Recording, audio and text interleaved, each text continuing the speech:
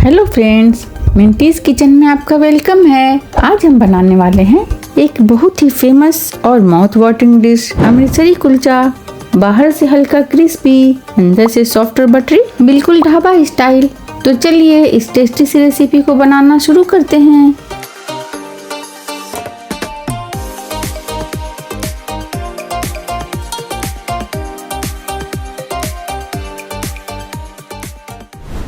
अमृतसरी कुलचा बनाने के लिए हमने यहाँ 2 कप मैदा लिया है।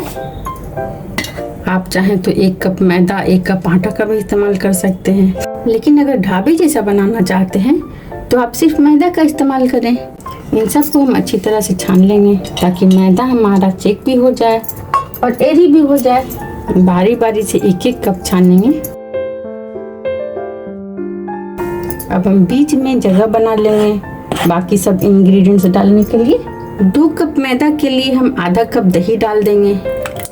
ये हमने घर का दही लिया है, आप चाहें तो मार्केट का भी ले सकते हैं। इसमें हम 1 चमची चीनी डाल देंगे, आधा चमची नमक डाल देंगे, आधा चमची बेकिंग पाउडर डाल देंगे, 1/4 चमची बेकिंग सोडा डाल देंगे। बेकिंग सोडा को हम मीठा सोडा भी कहते हैं या खाने वाला सोडा भी कहते हैं। बेकिंग सोडा को अगर ज्यादा हम डालेंगे तो टेस्ट कड़वा हो जाएगा, इसलिए इसका इस्तेमाल ज्यादा ना करें। इन सबको अच्छी तरह से मिक्स कर लेंगे। ये देखिए, दही में बेकिंग सोडा और बेकिंग पाउडर जब हम डालते हैं तो रिएक्शन होता है, और रिएक्शन होने की वजह से बबल होता है। ये देखिए हो रहा है ना। अब इन सबको मिक्स कर लेंगे अच्छी तरीके से।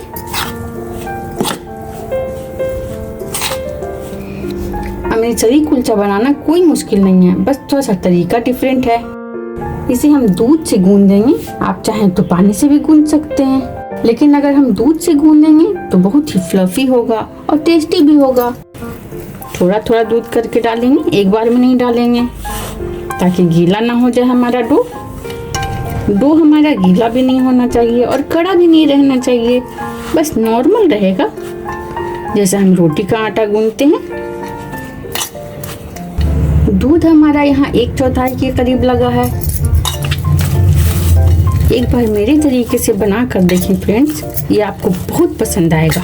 ये हमारा डो बहुत ही गीला लगेगा, चिपचिपा लगेगा, लेकिन कुछ देर तक अगर हम गूंदते रहेंगे तो इसका चिपचिपाहट बिल्कुल दूर हो जाएगा। इसमें हम 1 चम्मच के करीब तेल डाल देंगे।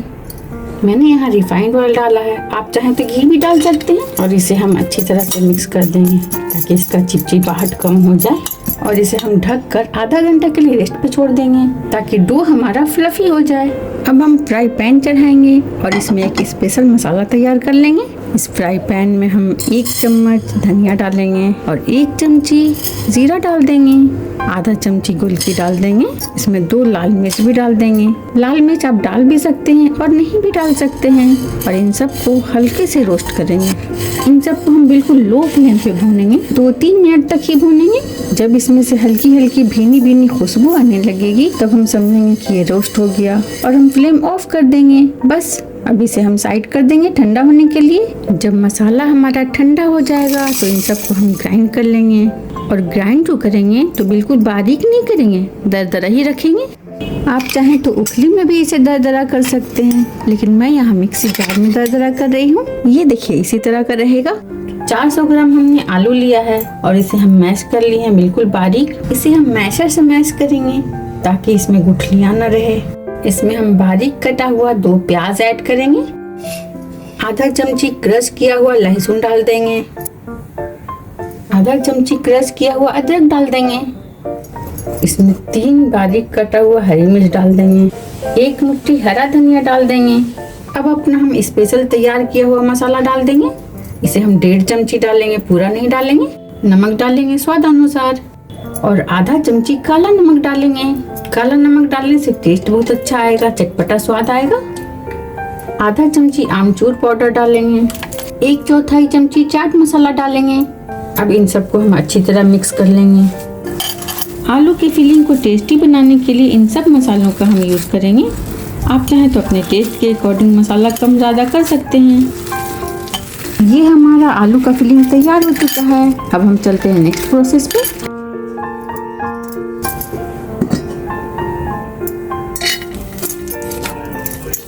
ये देखिए जाली आ गया है ना।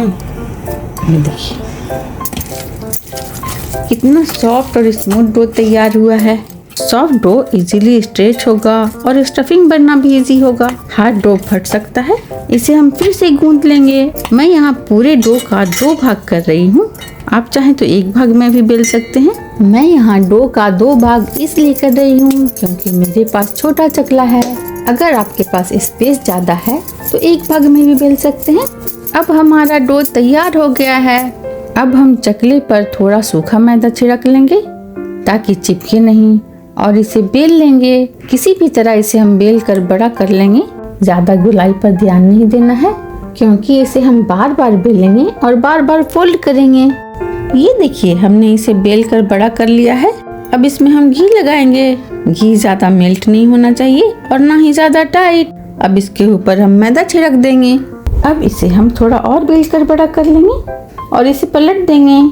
डो हमारा इतना नरम है कि ये बार बार बेलने पर छोटा हो रहा है, तो ये देखकर घबराने की कोई जरूरत नहीं है। इसे हम फिर बेल कर बड़ा कर लेंगे। अब हम फिर से ब्रश से चारों तरफ घी लगाएंगे। घी ज्यादा मेल्ट नहीं होना चाहिए और ना ही ज्यादा टाइट। घी अच्छी तरह लगाएंगे ताकि अच्छे से लेयर निकले। अब इसके ऊपर हम चारों तरफ मैदा छिड़क देंगे। मैदा छिड़कने के बाद हाथों से मिला देंगे। फिर फोल्ड करेंगे इस तरह। फिर हल्के हाथों से दबा देंगे। फिर इसके ऊपर घी लगाएंगे। फिर मैदा छिड़केंगे। बस इसी तरह हम प्रोसेस को रिपीट करते जाएंगे। जितनी बार हम फोल्ड करेंगे उतना ही लेयर्स अच्छे से निकलेगा फ्रेंड्स। फिर हाथों से दबाएंगे और हल्के हल्के बेलन से भी बेल देंगे। मैं यहाँ घी यूज़ कर रही हूँ। आप चाहें तो बटर भी लगा सकते हैं, लेकिन आप बटर यूज़ करना चाहते हैं तो रूम टेम्परेचर का होना चाहिए। आप सोच रहे होंगे फ्रेंड्स कि मैं घी बहुत ज़्यादा यूज़ कर रही हूँ, लेकिन अगर कुछ टेस्टी और स्पेशल बना रहे हैं तो ये तो कंप्रोमाइज़ करना पड़ेगा। अब हमने लास्ट फोल्ड किया, फिर इसके ऊपर घी लगाया, फिर मैदा छिड़का और फिर एक फोल्ड किया। फिर इसे हाथों से दबाते हुए रोल बनाएंगे और दोनों किनारों को अच्छी तरह दबाते जाएंगे ताकि अच्छे से चिपक जाए। अब इस रोल को हम 3 भाग में कट करेंगे। फिर इस लेयर वाली लोई के बीच में अंगूठे से, हथेलियों से बीच में स्पेस बना लेंगे ताकि अपना स्टफिंग भर सके। ये देखिए इस तरह। अब हम इसमें ये टेस्टी टेस्टी स्टफिंग भरेंगे। फिर इसे भी उंगलियों से दबाते हुए अपनी लोई का मुंह बंद करेंगे। अच्छी तरह बंद करेंगे ताकि खुले नहीं। स्टफिंग ज़्यादा भी ना हो और कम भी नहीं होना चाहिए। अब इसे हम चपटा करके दबा देंगे इस तरह। इस चकले पर थोड़ा सूखा मैदा छिड़केंगे। फिर इसके ऊपर अपना लोई भरा हुआ रखेंगे। लोई पर भी मैदा छिड़केंगे ताकि चिपके नहीं। फिर हम उंगलियों से थपथपाते हुए बड़ा करेंगे। हाथों से थपथपाते हुए बड़ा करने से हमारा आलू का फिलिंग अच्छी तरह चारों तरफ फैल जाएगा और हमारा कुलचा फटेगा भी नहीं। थोड़ा बड़ा करने के बाद ही हम हल्के हाथों से बेलन चलाएंगे। इधर हम मीडियम फ्लेम पे तवा चढ़ा देंगे ताकि तवा हमारा गर्म हो जाए। अब इसके ऊपर हम अपना तैयार किया हुआ थोड़ा सूखा मसाला छिड़केंगे और फिर इसके ऊपर धनिया पत्ता छिड़क देंगे।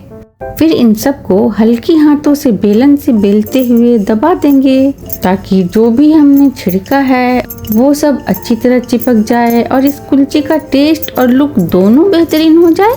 अब इस कुलचे के प्लेन साइड पे हम थोड़ा पानी लगा देंगे ताकि तवा पे चिपक जाए। अब हम कुलचे को पानी वाले साइड से तवे पर डालेंगे और अच्छी तरह चिपका देंगे। फ्लेम हमारा मीडियम रहेगा। थोड़ा प्रेस करेंगे ताकि अच्छी तरह स्टिक हो जाए। अब जब ऊपर से फूलना स्टार्ट हो जाए तो समझे कि नीचे पक रहा है और फिर तवे को हम उल्टा करेंगे। ये देखिए कुलचा हमारा कितना ज़्यादा फूला है। फ्लेम को कभी मीडियम रखेंगे, कभी हाई रखेंगे और तवे को भी इधर उधर घुमाते रहेंगे ताकि कुलचा हमारा कहीं से कच्चा ना रहे। और ध्यान रखना है कि जले भी नहीं। ये हमारा कुलचा अच्छी तरह पक चुका है। इसे हम खुरचन से छुड़ा लेंगे। फिर फ्लेम पे डायरेक्ट रखेंगे ताकि स्मोकी फ्लेवर आ जाए और हमारे कुलचे का हर साइड अच्छी तरह सिक जाए। धीरे धीरे फ्लेम के ऊपर घुमाते हुए सेकेंगे और फ्लेम को हम मीडियम ही रखेंगे। एक जगह कुलचे को ठहरा के नहीं रखेंगे, नहीं तो ब्लैक स्पॉट आ जाएंगे। इस स्टेप को मिस ना करें फ्रेंड्स। इस तरह से जब हम फ्लेम पर कुलचे को सेकते हैं तो बिल्कुल तंदूर वाला टेस्ट आता है। इसी तरह हम बाकी कुलचे को भी सेक लेंगे। अब इस अमृतसरी कुलचा में हम बटर लगाएंगे।